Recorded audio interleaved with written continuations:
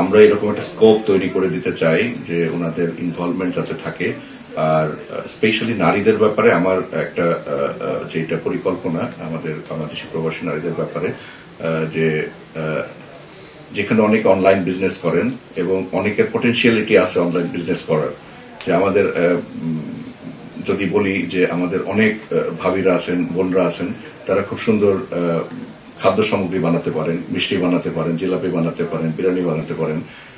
এগুলো কোনো অংশেই কিন্তু ঢাকার উন্নত বা খুব নামকরা যে সমস্ত মিষ্টির দোকান আছে, স্বাদে মানে গুণে এগুলো আমার মনে হয় না যে কোনো অংশে কম।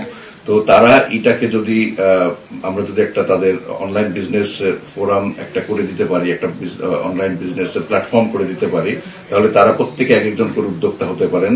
আমরা সেই স্বাদটা পেতে পারি একজন ক্রেতা হিসাবে, এবং তারা একই সাথে উদ্যোক্তা হবেন এবং তারা কিন্তু তাদের ফ্যামিলিতে কন্ট্রিবিউট করতে পারবেন। এই এখনকার যেই একটা শক্ত অর্থনৈতিক সময় যাচ্ছে, একটা কঠিন অর্থনৈতিক সময় পার করছি আমরা, তাই মনে করি যে এরকম উদ্যোক্তা তৈরি হলে নারীরা আরো বেশি সামাজিক কার্যক্রমে ইনভলভ হতে পারবেন এবং তাদের মধ্যে থেকে নেতৃত্ব তৈরি হয়ে আসবে ইনশাআল্লাহ। আয়ারল্যান্ডে নারীরা খুবই অ্যাক্টিভ, তাদের প্রোগ্রাম অহরহ সব জায়গায় সব কাউন্ট্রিতে কিন্তু হচ্ছে, কিন্তু আমি জানি না কেন যে ওনারা এই যে কমিটি কার্যক্রমের সাথে সম্পৃক্ত হচ্ছেন না কেন। অনেক ভাবিরা আছেন ভেরি ভেরি অ্যাক্টিভ এবং তারা সোশ্যাল মিডিয়াতেও অ্যাক্টিভ, তারা বিভিন্ন অ্যাক্টিভিটির সাথে জড়িত, সরাসরি অ্যাক্টিভিটির সাথে জড়িত, কিন্তু আমাদের আবাইতে তাদেরকে কেন নিয়ে আসতে পারতেছি না এটা আমি ওইভাবে চিন্তা করি নাই। তবে আমরা চাইবো, আমি ব্যক্তিগত চাইবো এই ভাবিদের আমাদের এই কমিটিতে নিয়ে আসার জন্য, যেভাবেই দরকার, যদি স্পেশাল কোটা দিয়ে হলেও তাদেরকে এই কমিটিতে নিয়ে আসা উচিত।